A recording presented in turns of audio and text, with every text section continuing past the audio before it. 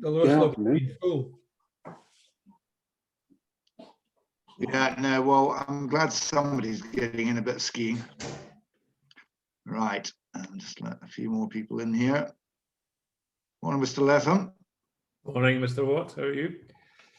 Very good. Have you been selling lots of hotels recently? I've been in lots of negotiations, I think is probably the answer to that. The frustrations of negotiations. Yeah. Just sort of trying to get things there or thereabouts. But even at 10:30 last night, speaking to people in California who want to buy a hotel. Oh, there you go. 10:30 my time, 3:30 in the afternoon their time. Aha. Showing ongoing dedication to duty. Yeah, or stupidity at my age. Right. No, I didn't notice if Vicki had joined the call yet. Did you see her come on, Riddle? No, I've been looking for her because she's got all the marketing material, but I can't see her name so far.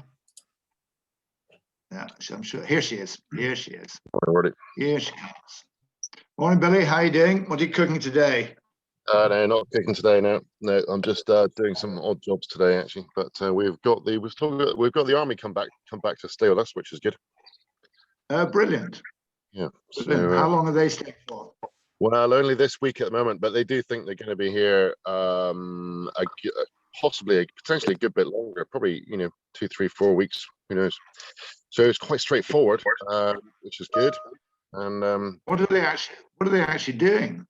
They're doing testing, and it's a bit like, I can't remember who said last week on your call, testing is going to go right through the summer. So these type of guys, they are the Scottish government are looking to recruit people to do testing, people, I suppose like you and me. But the lead time, there isn't a lead time right now for that. Right. Interesting. Very good. Right. How are we doing? Delighted Vicki has joined us. Sorry, I'm just letting in a couple more people here, which I will continue to do. And just for Rachel's benefit, so she can relax, I have pressed the record button. So all is well. Good. Okay, well, let's crack on. So it gives me great pleasure to welcome back some old hands on these calls. Vicki Miller. Vicki is Director of Marketing and Digital for Visit Scotland, and Riddle Graham, who is Director of Destination Development for Visit Scotland. So I'm hoping that they will be able to provide some significant insight as to where we're at in terms of the pandemic. I'm not sure they've got much of a roadmap out for us yet, but there may hopefully be some announcements on that later today. So Vicki, can I hand the floor to you in the first instance, or do you want me to hand it to Riddle? No, I'm happy to go first, Roddy. I've got some slides to share with you, which I'm going to canter through. But if you can give me... You have it. You have it. Okay. Whilst you're just sorting that out, I'm also delighted to welcome Martin Evans, who's the Managing Director of the tourism business. I will give him a fuller introduction after Riddle and Vicki have finished, but he's going to be talking to us about the staycation market. So, Vicki. Can I just check? Can you see my slides, Roddy? Yes, absolutely can. Yeah, all good. Could I just ask everybody to stick themselves on mute, please, just so we don't have too much extraneous noise. And Vicki, the floor is yours. Thanks very much, Roddy, and thanks again for having us along today. So I've got some slides to share with you, really just to kind of give you an update in terms, particularly I'll focus on our marketing plans. A few insights, what we're going to be doing, I guess, from now actually around the domestic market. I'll canter through some of the work that we're doing internationally, just to kind of really give you a sense of the strategic approach and the scale. And then I'm going to hand over to Riddle, who's going to talk a little bit more about the work of STERG, which is the Scottish Tourism Emergency Response Group that he chairs, but also some of the wider recovery activity that's going on around particularly a new 5-year recovery strategy, and some of the areas around business support, which has obviously been critical in terms of getting funds to businesses over the last wee while. So a lot to cover, and I'll not talk in any detail to any of my slides. I will make sure, Roddy, that you get a copy of this to share and people can digest. So I think if you remember back last year, the Tourism Minister convened a task force in Scotland in addition to the work that STERG was doing, and that was really to consult the industry on recovery, but also to kind of really set the aims as a collective, as an industry, and as a group of agencies supporting the industry. And these were the kind of 4 aims that we've been working to over the last year. I'm going to focus on the 2 that you see in bold there, and Riddle will touch on, as I say, those other aspects of the work of STERG and the task force. So from a market perspective, what my team are planning in 2021 is kind of summarised here, and I realise this is quite a busy slide. But essentially, it's about having a very agile response to things as they change and markets open up. As you know, I've been very much a believer that we've had to keep Scotland top of mind in all of our markets all the way through this pandemic, and we've been doing that. And last year, obviously, we did have that opportunity when things were open for us to kind of really target the domestic market. And obviously, what we are planning for, again, is the same approach. The immediate opportunity is that domestic market, Scotland and the rest of the UK, with a campaign launching this week for us south of the border, so in England. From late summer onwards, you know, you'll see in some of the sentiment work that there is definitely an intent to travel from Europe. So we want to take advantage of that. We've got awareness activity in Europe from now. So we've got a campaign running in Europe, but we obviously want to turn that into a kind of book now message whenever we can. And then from a long haul perspective, there is definitely that opportunity for autumn breaks in Scotland. And again, you can see that in some of the research. Now, clearly, all of that is predicated on the kind of critical indicators being right. So what we are monitoring in all of our key markets are things like travel sentiment, the rollout of the vaccination programme, so who are going to be the kind of key audiences that are vaccinated and, you know, ready to travel. Looking again at the targeting, what are the kind of economic and financial indicators, and again, who are the segments in market that are likely to travel. And I think the good news is that segments of the market internationally that we would want to target are the ones that have perhaps been less hit financially. And in fact, many indicating that pent-up demand for bucket list travel, which I think is positive. And then obviously looking as well at the competitor set, what are others doing? And that's there for about making sure that we've got the right approach, the right message, and using the right channels as well to reach our audiences. So we're monitoring all of that in order that we can really be agile. Just quickly looking at some of the sentiment. So in December, we ran our first wave of research in 14 markets, along with Visit Britain and some of our other UK destination partners. And you can see that there's actually, this research is available on VisitScotland.org if you want to go and kind of delve into more of the insights, because it covers everything from interest, accommodation types, you know, potential travel, timelines, etc. So there's a real wealth of information. And we will actually have some new international research, another wave of this survey later on this month. But what you can see is actually quite optimistic, in that 7 out of 10 of the respondents across all of these different markets, fairly robust sample, were suggesting that travel later this year was something that they were considering and that they were open to. So, you know, we are pushing at an open door in many cases. And this is a subset of that research where people had said that Scotland was definitely a destination that they were considering. And again, you can see from a timeline perspective that kind of summer interest from these markets, which again is positive. Looking at then the UK market now, as you know, we've been running with BDRC, a UK tracker, since the summer last year. So we've actually built up quite a wealth of insight from the UK market.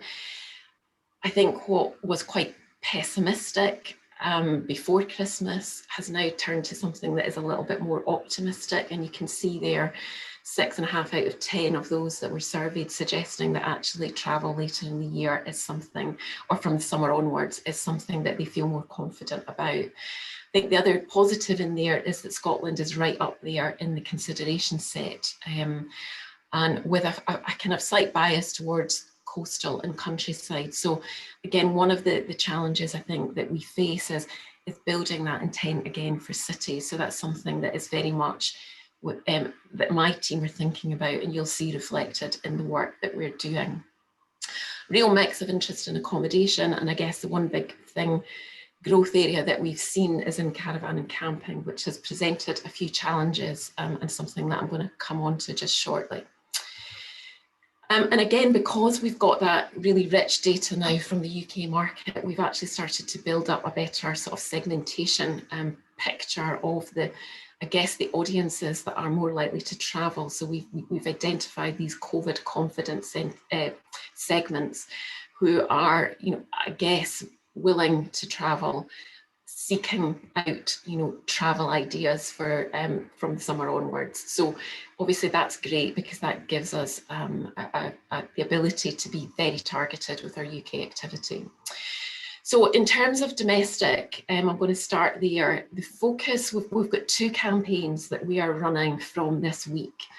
The first is actually in Scotland, and I think, you know, we have seen what is a great opportunity in that new audiences, homegrown audiences that want to enjoy and explore Scotland, but actually some issues around not really being familiar with the countryside code and being responsible in terms of countryside behaviours. A lot of that has been around issues to do with camping, motorhomes, but actually some broader issues, particularly with some of the kind of younger audiences there. So while we want to encourage, you know, people to enjoy Scotland, we want to do it, and we want people to do it in a responsible way. So we've got a campaign that kind of faces into some of the kind of education job that we need to do there. And then I think from a wider UK perspective, our ambition really from now is to kind of capture those undecided. So we've seen that Scotland is right up there in the consideration set, but we want to get to those people that perhaps haven't considered Scotland. We've got a window of opportunity now where these are the people that maybe would be travelling elsewhere, going abroad. So now is the time to kind of really capture their interest and imagination as to what Scotland might offer them. So these are some of the images from last summer that we obviously want to prevent. And this is important because actually what we've also monitored is some negative community sentiment towards travel, I suppose, or visitors. And that's something that we really want to avoid. We want to make sure that we get that kind of community and visitors in harmony. So key is facing into that challenge and making sure that we get this year off to a positive start. So we will be running from the end of this week a campaign around responsible travel, which is kind of facing into those challenges. It is initially only targeting Scots. Obviously, we know that Scotland will be, hopefully, from First Minister's announcement today, that we will start to see things open up. So we want to make sure we get off to that start. So you'll see that this is a digital campaign. It will run for 4 weeks. It also includes an element of outdoor. You'll see there the kind of out-of-home billboards that are facing into some of the very specific messages that we need to get out there. And we're doing it in partner with a number of the other kind of agencies in Scotland, Nature Scotland, Forestry Land Scotland. So we're working in partnership with them. So initial campaign in Scotland. Across the wider UK, we have then launching a campaign this week which is really about getting people to think about booking Scotland for that kind of summer break, encouraging them to thinking about planning now. And interestingly, what we are seeing, that certainly through some of the partnerships we have with OTAs, is that people are now looking 90 days out. So they are starting now to plan and book for the summer, which again is encouraging. So we want to be in front of them with a Scotland message and getting them to, to start to book. So you'll see there again, a digital campaign, but also some sort of strategic partnerships with the likes of Tripadvisor, Expedia, and a number of media partners, Hearst and Immediate Media, and they give us really broad reach in terms of audiences. In terms of that campaign, you can see there we've got a kind of film which forms the central plank of it, with a nice message about planning your break. I'll not pause here. You can watch the films in your own time. There is a rural and a city version of the film. Roddy, just tell me when you need me to move on. Working with Expedia, again, we've been doing this really since last summer. We've never stopped. We've got an inspiration hub on Expedia, which promotes all of the different types of holidays that we can offer in Scotland. You'll see that in the centre of the screen. Things like iconic city breaks, scenic city escapes, and obviously things like our natural and cultural offer as well. We've also got a takeover of the Scotland landing page on Expedia, and we are driving adverts on the platform targeting people who are looking for a UK break later this year. So very targeted and working for us. So far, we've tracked about 80,000 additional bookings on that platform for Scotland. And I think particularly about 60% of those are coming from England. So it's been an important partnership for us. Tripadvisor, again, another important partnership where, again, we're doing sort of traffic driving adverts on their platform to put Scotland in front of people looking for that UK break. And again, promoting sort of different aspects of the product, well-being, outdoor and city. In Europe, again, very similar approach. We have a campaign in market now, which is putting Scotland in front of, again, segments that we believe will be kind of early to travel. You can see there that we're doing that largely through video distribution. So again, it's very much a digital campaign. Again, when you get the presentation, you'll be able to click in and look at the ads themselves, but you'll see the channels that we're using. So again, multi-channel approach to what we're doing in Europe. Also within Europe, we're working with a number of intermediary partners. So important to sell Scotland through the travel trade. We know that that is a fair sway of our Europe segments will book through intermediaries, including the travel trade. So we want to reach travel trade professionals and make sure that they understand how to sell Scotland, but also using their platforms to get to their consumers. So we've been doing a number of different partnerships there, both, as I say, direct to the travel trade, but also working with them to reach their consumer databases. Again, a lot of detail there. Similar approach in North America. In North America, we're really taking advantage of a number of kind of key opportunities around things like Outlander, the launch of Men in Kilts in the US, and also a partnership that we have had long-standing with NBC. So they've been a very good partner for Scotland, and we'll be running some broadcast activity in the States with NBC. Scottish tourism.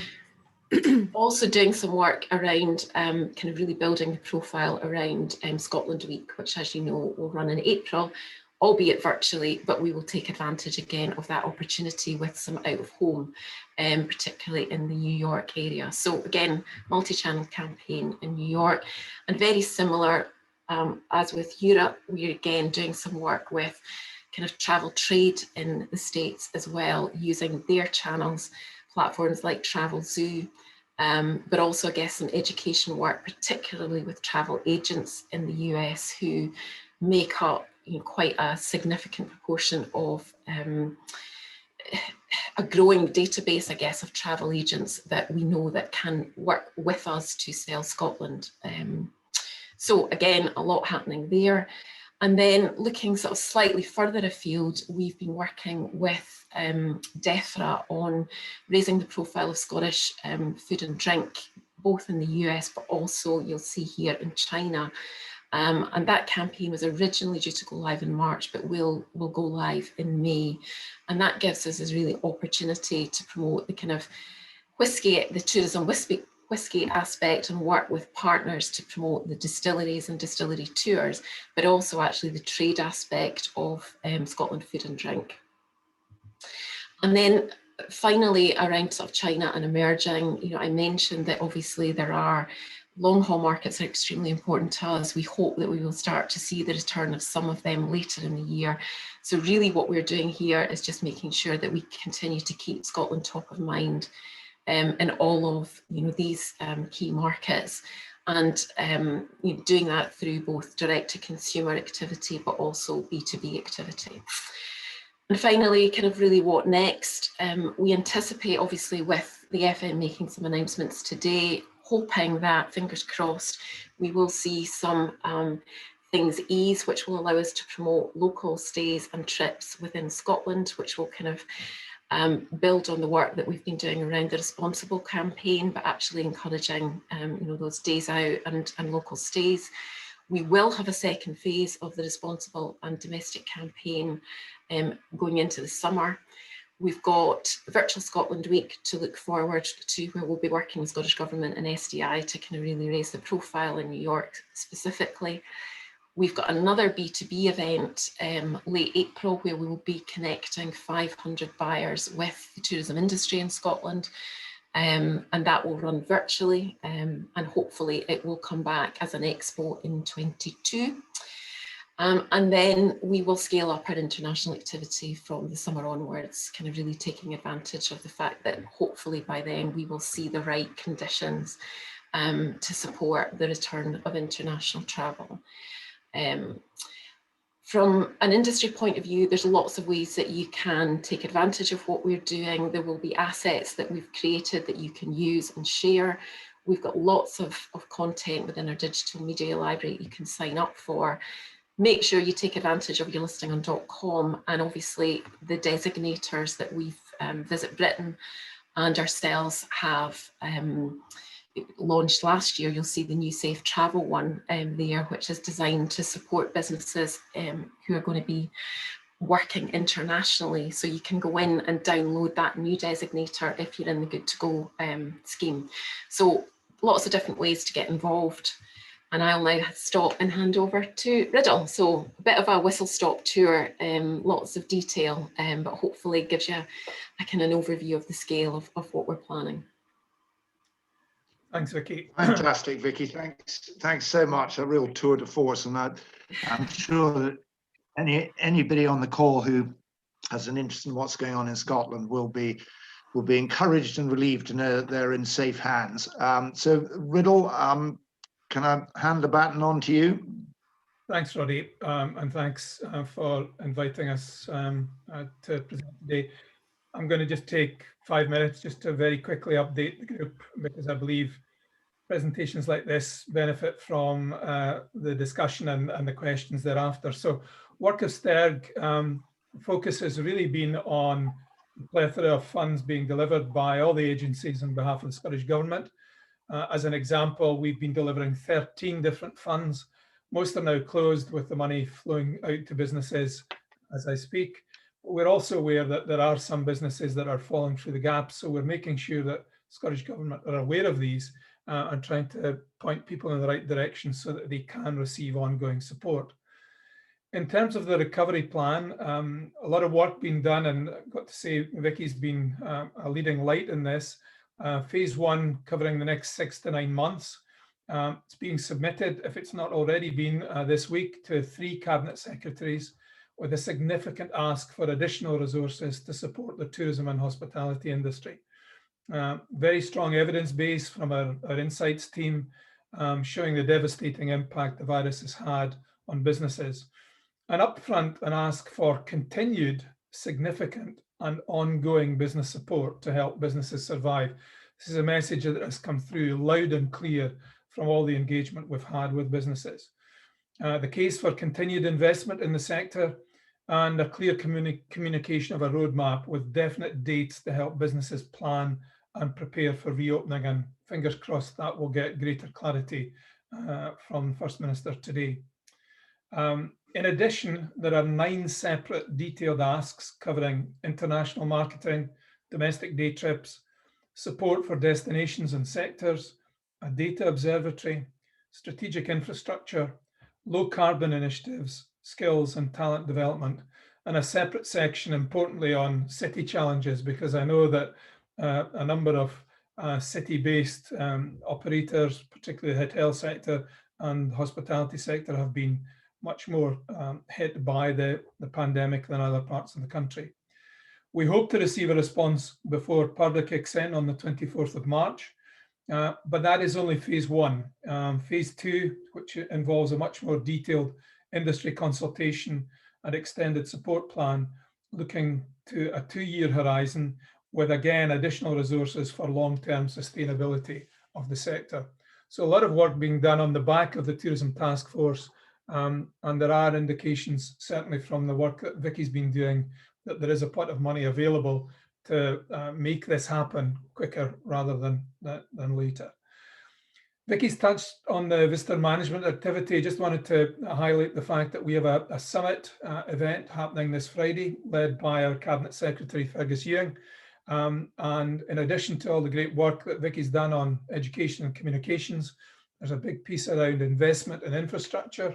One of the challenges last year was the lack of basic public facilities being open, and also the whole prevention, regulation and reassurance piece, with additional asks for additional ranger services and improved policing in countryside hotspots. Just wanted to finally touch on our industry survey. I appreciate this is a wee bit out of date because it was late November, early December, but I think there are some very significant findings that came out of that. It's published at the beginning of this year.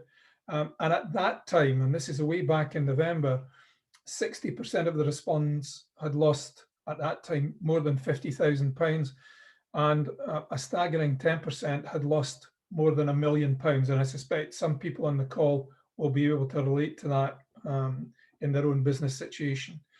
Cash reserves, a number, almost quarter, had already run out, with another quarter going to run out by the end of March. And then by the end of June, nearly everyone that responded having run out of their basic cash reserves. I suppose the one light in that response was that almost 3/4 indicated they would get through the pandemic. I just wonder if we asked people right now whether that figure will have been any different. And finally, just to pick up the point that Vicki made earlier on about sentiment tracker, I would direct all the people on the call to VisitScotland.org. There's a whole plethora of information there, and the latest Scottish version of the sentiment tracker is there for everyone to look at, as well as all the funding pieces that we're working on. So that's all from me, Roddy. I'm happy to respond to questions, but I know you've got one other presentation to come. Riddle, thank you very much indeed. Extremely helpful update. Just a couple of questions. In terms of those businesses, the ones which are falling through the cracks, where can they seek practical help? Yeah, a good point. I mean, initially we've been pointing them to the local authorities and their local authority. There is a discretionary fund that's been allocated to every local authority in Scotland. Initially, that was only a relatively small amount. It was 30 million. That was increased to 120 million about a fortnight ago. Now, I know that a number of people that have followed that route have still been unsuccessful. And I suppose I would ask those on the call that are still struggling with this to come back direct to me, and I will try and ensure that there is a fund identified for them. But right now, the main source of funding available right now is through the strategic discretionary fund run by local authorities. Thanks very much indeed, Riddle, and that's an extremely kind offer. So if anybody does want to talk to Riddle, please just let me know and I will connect you. Can I ask another question? Well, two questions really rolling into one. How much of an exodus of tourism, of tourists do we think there is likely to be this year overseas? And is that going to make a significant dent in the sort of pent-up staycation market, which we're all hoping to benefit from? That's a good question, Roddy, and I think that's why we're using the opportunity now to get in front of the domestic market, when obviously there is still that degree of uncertainty, and getting to some of the new audiences that you would consider a domestic holiday that would otherwise travel internationally. So we want to kind of grab that opportunity. But I think there is no doubt that if international travel does resume, I think we could maybe see, maybe not summer, but certainly autumn, we could see that kind of outbound from the UK increase again. But hopefully that coincides with the important return for us of the international market. So some of the recovery activity that Riddle was talking to, so that's why we're looking at things like a destination and sector fund to allow the destinations and sectors to kind of ramp up their own marketing domestically, but also looking at things like funding to sort of encourage more people at home to do activities, to visit cultural attractions, to take the tours, because as we know, particularly the domestic market maybe doesn't spend as much as international in some of these, some of our great venues, and using the likes of the tour guides. So again, we want to kind of really sort of build demand for that through some of the recovery activity. So I think the opportunity is now to influence those that would otherwise behave differently. But no doubt, I think we will see, come the autumn, I think that outbound will definitely impact. Roddy, just to follow up on that, we've had quite a struggle to convince the British government that we need to do marketing now, not to encourage people to come now because we realise that they can't, but to keep Scotland front of mind. And that's the very strong message we're putting out. So I think it's really encouraging that Vicki's been able to today highlight the activity that we are already doing and launching now. And I think that's a fairly major breakthrough compared to where we were even 3 or 4 weeks ago. So just to reassure people on the call, we're with them. And as soon as we're able to encourage actual booking, but also by working with the big players in partnership, then that massively increases our reach in terms of Scotland. Thanks very much, Riddle. And just a final question from me. Clearly, Boris Johnson announced the roadmap some weeks ago out of COVID for England. Wales and Scotland, as we all know, have been rather slower out of the blocks in that regard.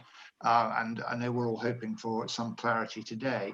But how badly do you think Scotland has been disadvantaged? I guess it applies to Wales as well, but how badly do you think Scotland has been disadvantaged by the fact that we haven't had a roadmap? And do we think that actually that will not really matter in the fullness of time? I think initially there was I remember speaking to colleagues in the Outer Hebrides, and they talked about the Boris bounce. Immediately there was a huge number of increased bookings, and then 2 or 3 days later cancellations. I think so there was an initial impact. However, given the fact that England is still very much in lockdown, I think we have an opportunity to benefit from that, as Vicki's already said.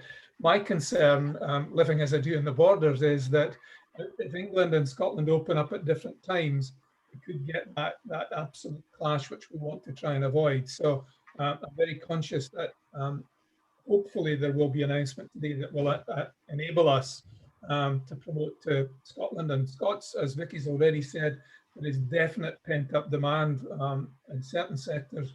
Bookings are really strong, so I'm hoping that comes through. So I don't think that's been as big a negative as it could well have been. Yeah. Thanks very much indeed, Riddle. And that sort of segues rather nicely into my introduction to Martin Evans. But thank you very much to you both. Thank you, Riddle. Thank you, Vicki. As ever, incredibly insightful and encouraging, I guess. And I'm sure it gives us all confidence to know that you are both at the helm there and are fighting our corner as an industry. So thank you very much indeed. Do please stay on the call in case there are one or two other questions. But I will now turn, if I may, to introduce Martin Evans, who's Managing Director of the tourism business. The tourism business was established some 24 years ago, and it's a marketing and consultancy business for hotels, destinations, attractions, and the wider hospitality and leisure sector.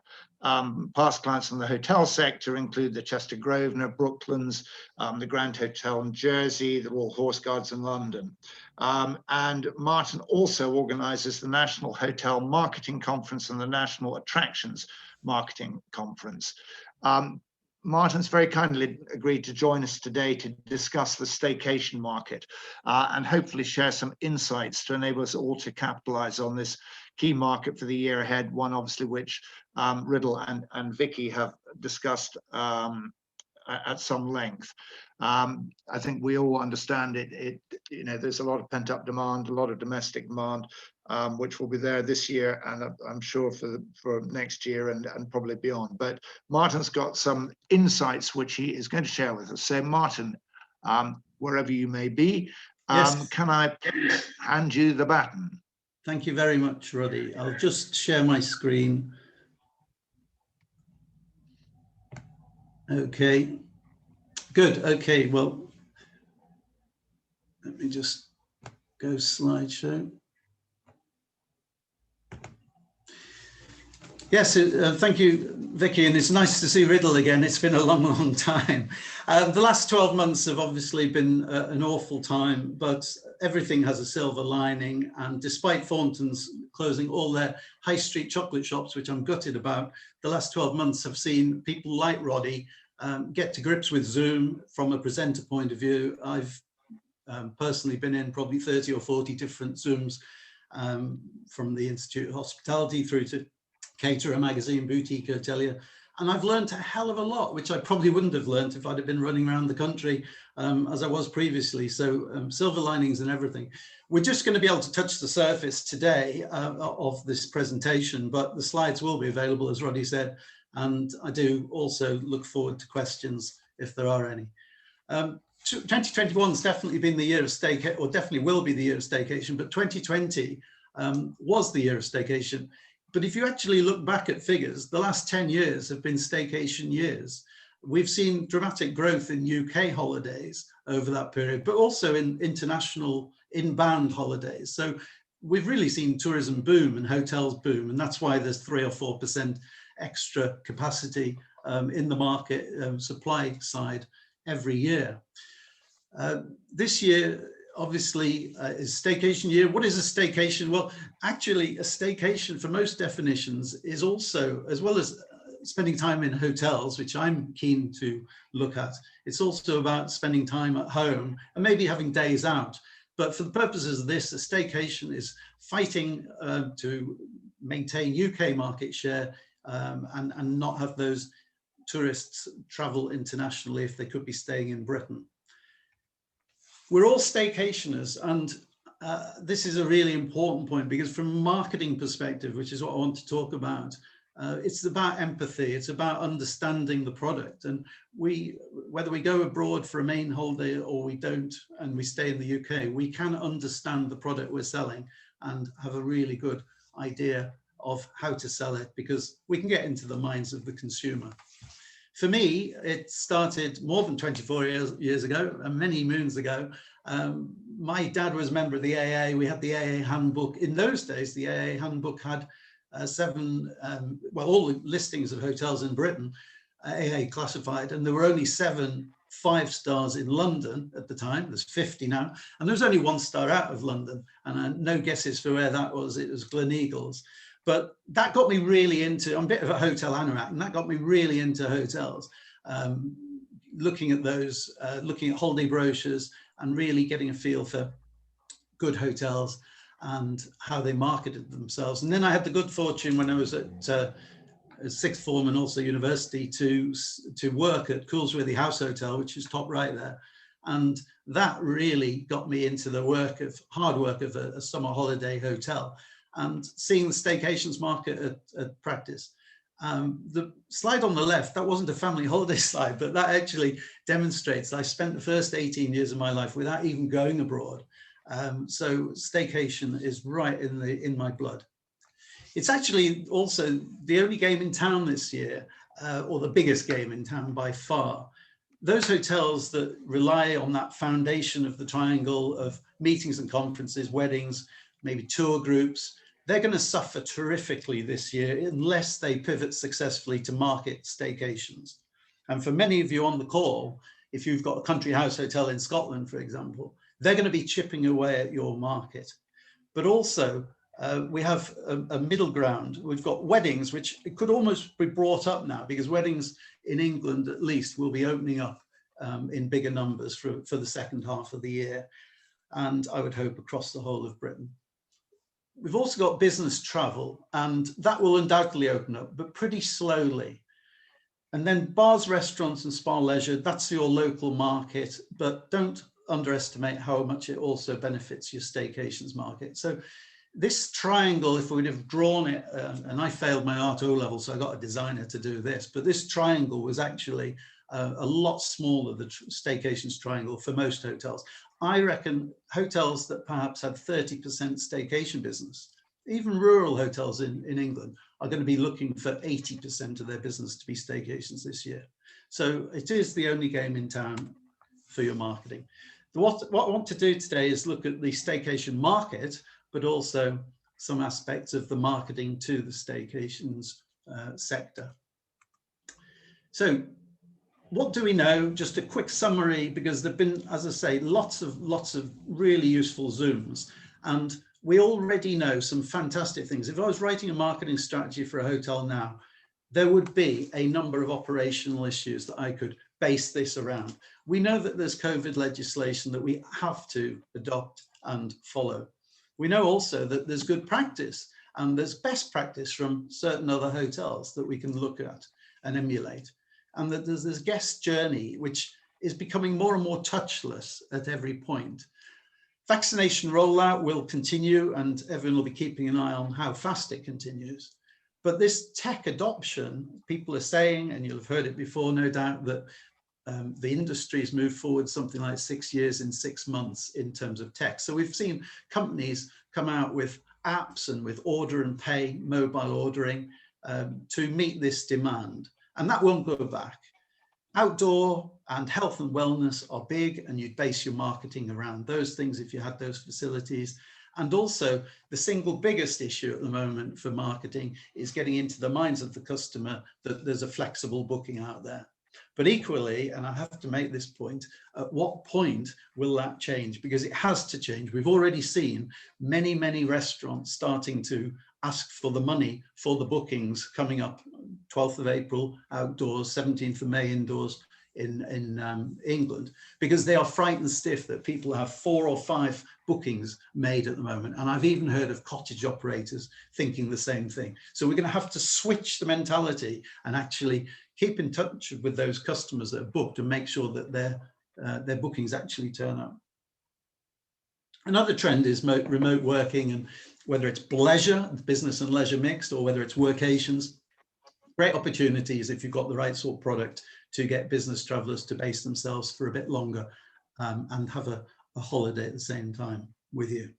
And then self-catering, and I could do a whole presentation on the way that self-catering in apartments and hotels are really going to be chipping away at our business. So what we're doing in advance of that, hopefully, is that those hotels that want to are using grounds to create outdoor spaces, yurts and shepherd's huts and other ways of buying into the self-catering market themselves. And then in marketing terms, direct bookings have undoubtedly grown, and it's interesting to see Visit Scotland working with Expedia and Travelzoo Direct bookings have grown, and that's what we as hoteliers want. We don't necessarily want the third parties that have served us well over the last 5 years not to continue to serve us well, but let's hope that the direct bookings growth that we've seen through customers wanting that direct contact in order to make sure we're COVID safe will continue.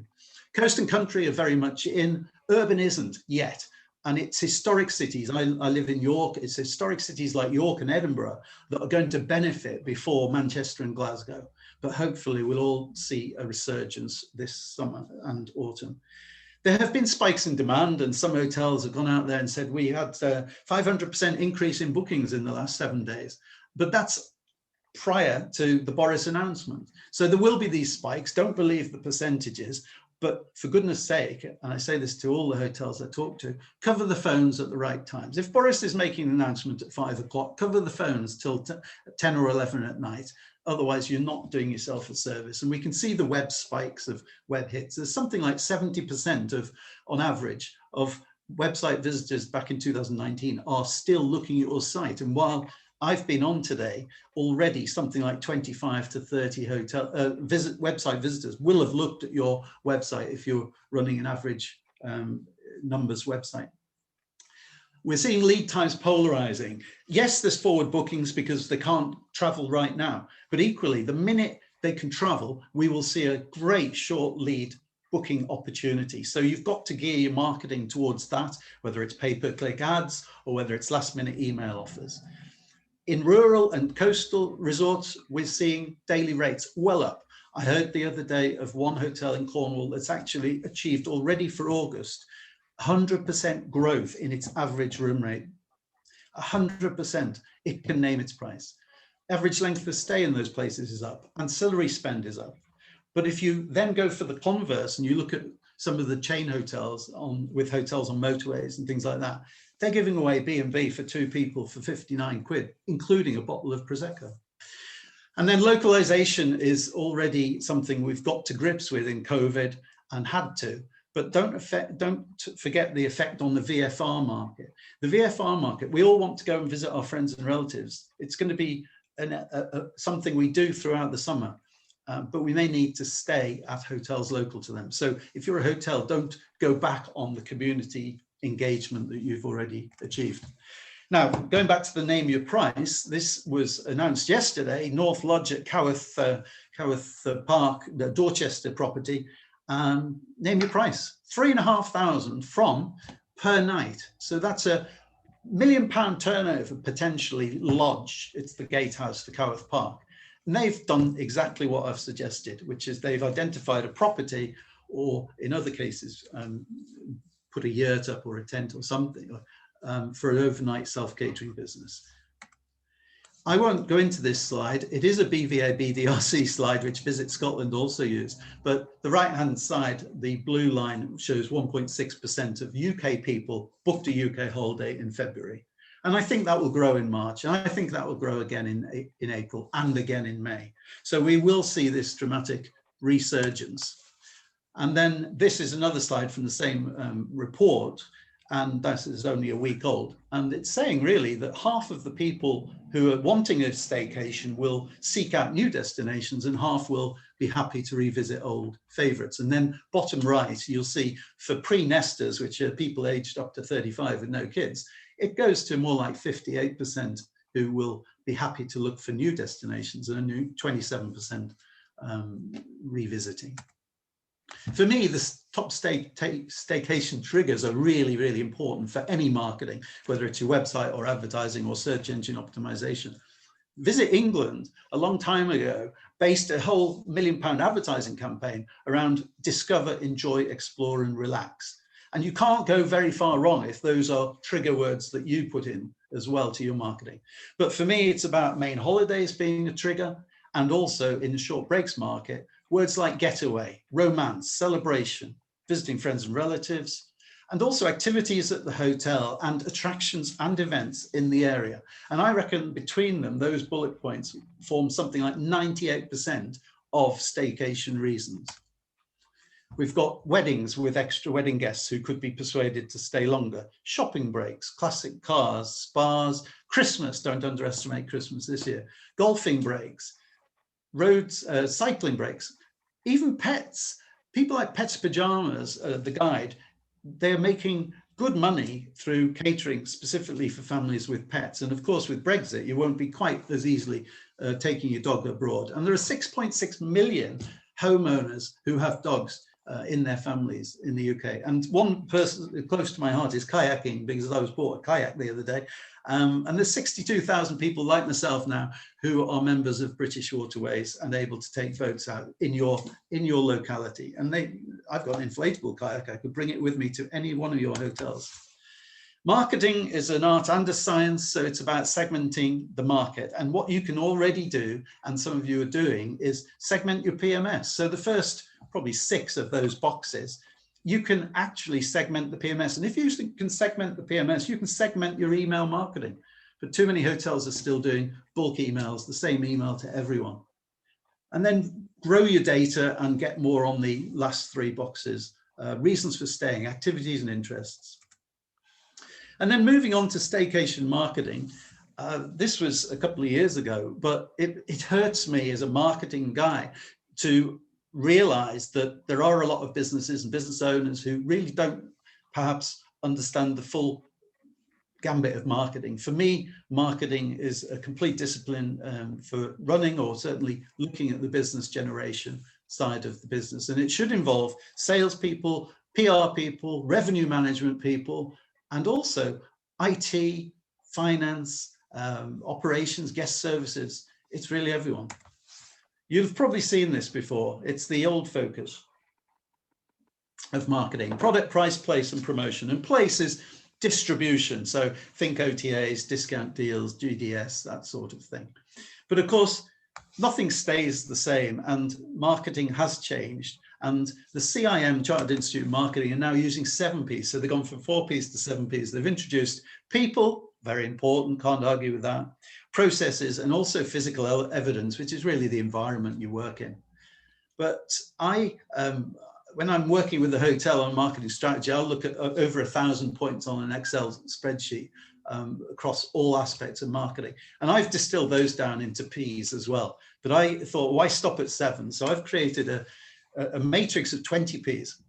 It's still got product, price, place, and promotion. But also it starts with the purpose. It starts with me asking a business owner, what is your business strategy? What are your revenue targets? Because you need me to help you achieve the marketing part of those targets. And then it finishes, hopefully with profit. So we haven't got time to look at many of these, but I just wanted to pick up a couple. Planning is close to my heart, and there's an old saying, plan the work and work the plan. And obviously, we've all been guilty of writing reports and putting them on your top shelf and not reading them again or actioning them. But for me, a marketing plan for a hotel is broken into a strategy, which could be a 3-year marketing strategy aligned with your business objectives, and then also a 1-year or 18-month plan and a budget. And the budgeting these days, the average UK provincial hotel is spending something like 5% of its total turnover on upfront marketing, something like another 5% on commissions, and something like 1.5 to 2% on marketing payroll.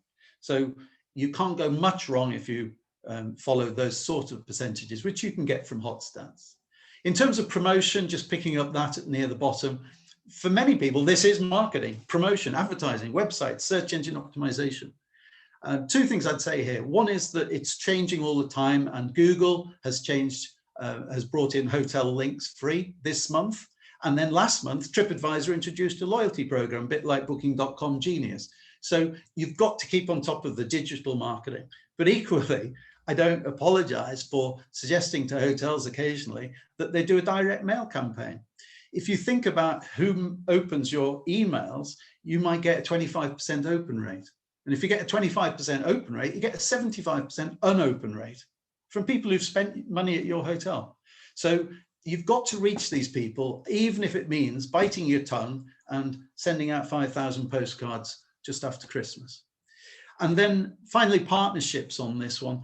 Partnerships are a very important part of marketing, even more important going forwards. We've all got a finite budget, but if you use partnerships with local attractions, with your tourist board, with events in the area, you can't go very wrong. You can use their marketing and their databases to help you.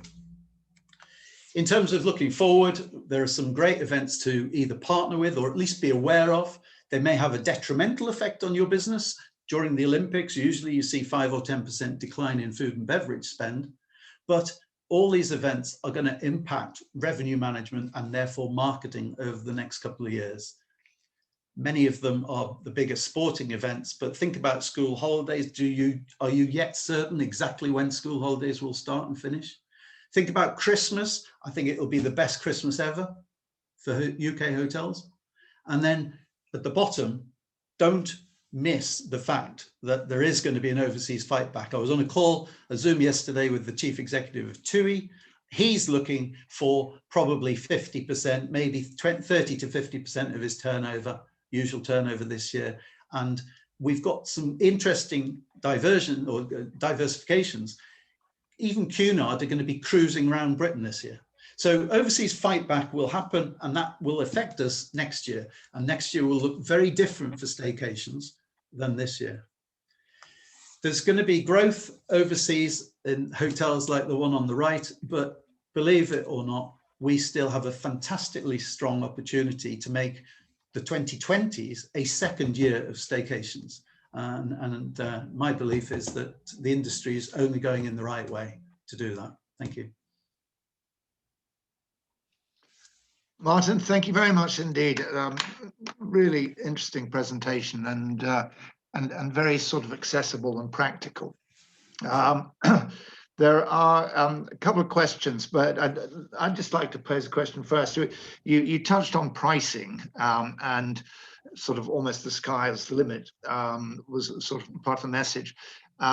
It's been touched on in previous calls that there is a real risk that people will effectively abuse the situation and hike prices to such an extent that they'll do lasting damage. I mean, can you give any advice to hotel owners in terms of how they might approach their pricing strategy? There's two things. I think one is that the pricing that a luxury hotel or a one-off experience can command is very different to the sort of normal day-to-day pricing room only B&B, and if it's packaged well, it might be more invisible to break down, to deconstruct. I'm a great believer in you don't fleece the customer, but equally we've suffered terrifically over the last 12 months, and we probably as an industry haven't been as clever as the airlines, and I'm thinking budget airlines in particular, where literally you can be paying 69 quid and you're sitting next to someone who's paid 229 pounds for the same flight.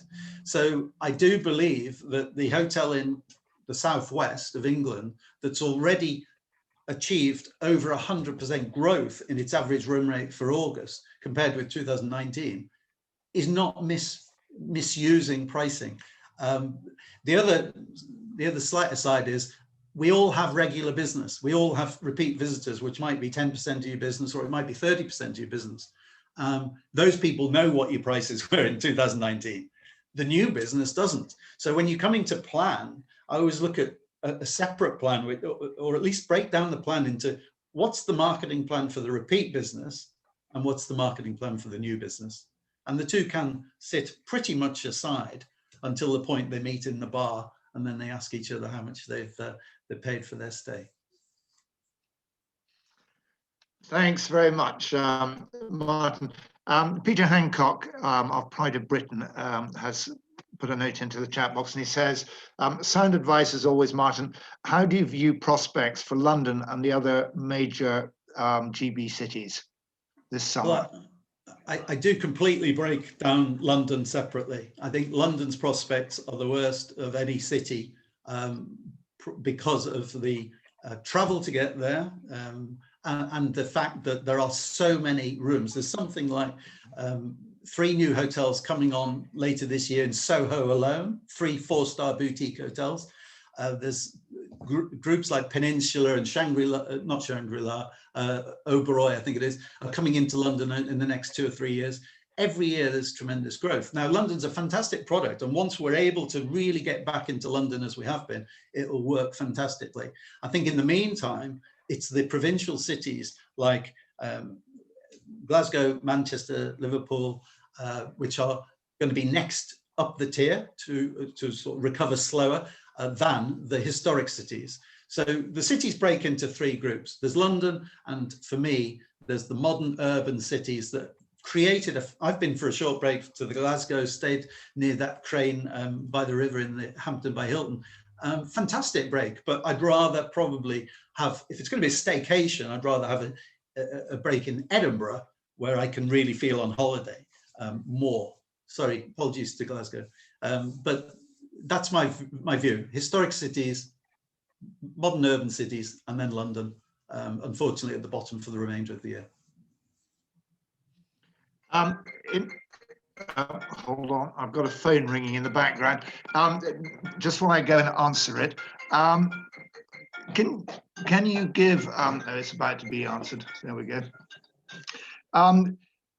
In terms of channels to reach markets segmented, whatever way they may be, in practical terms, for a small to medium-sized hotel business, which channels would you be recommending they focus on?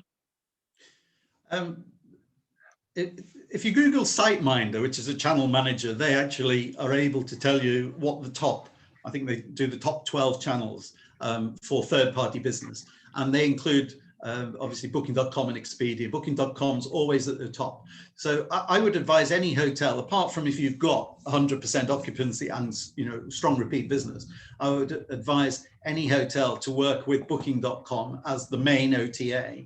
And I would advise any hotel that has off-peak periods, which are really hard to fulfill, to work with people like Secret Escapes and Travelzoo on these sort of flash sales. But we can all do more creatively ourselves. And I always remember the Strathmore Hotel in Morecambe, which I think is a Shearing's hotel now. And I said to the owner, well, what are we going to do for the, well, he said to me, what are we going to do for the 6 weekends that we really haven't got much business in? And he said, what about the Masons, Martin, as Masonic weekends? And I said, well, I don't know too much about them, John. And John said, well, I do because I'm a Mason. And I kid you not, within about 8 weeks of trying, he had 5 of those 6 weekends sewn up with small Masonic groups. So I think whether it's the waterways and the kayaking that I mentioned and activities local to you, or whether it's targeting small groups like classic car groups, and I know a lot of Scottish castle hotels are very strong at this, we've got to get off our backsides and go find some of this business. So there's channels that everyone works with, which work well because they spill out to millions of people. But there's also channels where we can, do it ourselves and start selling as we used to, a long time ago, pre OTAs. Thank you, Martin. We're pretty much out of time, but there are just a couple of quick questions which have come in here, which I would like to pose. One for you, and actually one for Vicki and Riddle. For you first, Martin, do you see a comeback of the OTAs, especially in the international travel market? Yeah, 100%. The international travel market is not just dominated by OTAs, but also by GDS, the global distribution systems that travel agents use, which is business travel essentially. And that will come back. But the OTAs themselves are spending, I think it's £10 billion they usually spend on advertising with Google. £10 billion between Booking.com's company and Expedia's company, just on advertising on Google. So do not underestimate them. They'll come back stronger. They'll come back with stronger loyalty clubs, and they'll be after your business. So the more you can do to build the direct business that you've already got, the better.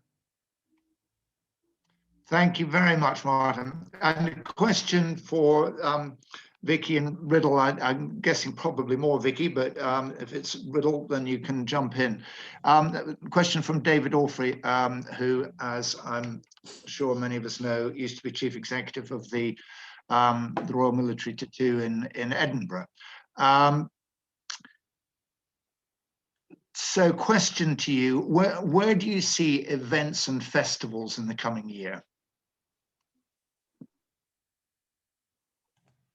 Who's going? Vicki, you go. Oh, right. Riddle, do you want to start? That is a really, really good question, David, as ever. Our events guys, led by Paul Bush, have been looking. They now have an industry advisory committee that has been advising on a whole range of event-related activity. And we've also been delivering significant funds to support the events sector. They've been working very closely with Scottish Government to try and get some kind of relaxation in terms of people being able to access events, maybe on a more limited scale initially, then moving to full scale. And no indications in terms of timing on when that might happen. And they're looking right across the whole of the UK. There was an announcement back end of last week from the English tourism minister, very keen to try and reintroduce visitors to major events as a test. And I think Scotland will benefit from that. But Vicki, you may have something else to add. No, nothing really. I mean, I guess a key focus for us has been promoting, obviously, a lot of the great work that's been happening virtually. So, you know, that's been a key plank of our marketing. But I think, as Riddle said, until we get further guidance, it is one of the sectors, unfortunately, that will be kind of slower to start. But trying to keep the profile, certainly through the content and storytelling that we do, and where, you know, there's been virtual events, just making sure that we maximise keeping Scotland top of mind as that kind of perfect stage for events. Very critical. We know it's such an important part of our offer. Thanks so much. Thank you very much. I think we're sort of out of time, but huge thanks once again to Vicki and to Riddle for your contribution today. As ever, very interesting and encouraging that there is so much going on to support the industry in Scotland. Just for everybody's information, we've actually got Claire Mullen joining us the week after next, who is effectively Vicki's counterpart at Visit Britain, who was very kindly introduced by Vicki, I should add. So thank you very much, Vicki, for the introduction. So Claire will be joining us in 2 weeks to give a sort of UK-wide perspective. Next week, we've got our friends from STR who will be coming back to provide an update on hotel performance on a global, European and UK basis. And I'm hoping also to have a further update from Paul Charles on the travel sector. And I'm waiting to hear back from 2 other people who I'm hoping will be able to join to give us a bit of an update as well. So it should be a full program next week. Martin, finally, thank you so much indeed for your presentation today. Really enlightening. I will circulate the slides. I think there's a huge amount in both decks there for everybody to peruse and pore over. If anybody wants to get hold of Riddle directly or Martin, I'm sure, Martin, you'd be happy to hear from anybody that's got specifics they want to talk to you about. And Riddle, you've kindly volunteered. Vicki, I'll try and keep them away from you because you're busy enough doing what you're doing. So keep doing it for all of us. Good. Listen, thanks very much, everybody. Great to see you all, and look forward to seeing next Tuesday, same time, 10 o'clock. If anybody wants to get in touch in the meantime, you know where I am. Just give me a shout or give Rachel a shout, and we'll look forward to hearing from you. All the very best, everybody. Take care. Thanks. Thanks, Roddy. Thank you, Roddy. Thanks, Roddy. Bye, everybody. Bye, Roddy. Great pleasure. Thanks, Roddy. Thank you, Roddy. Great pleasure. Great pleasure.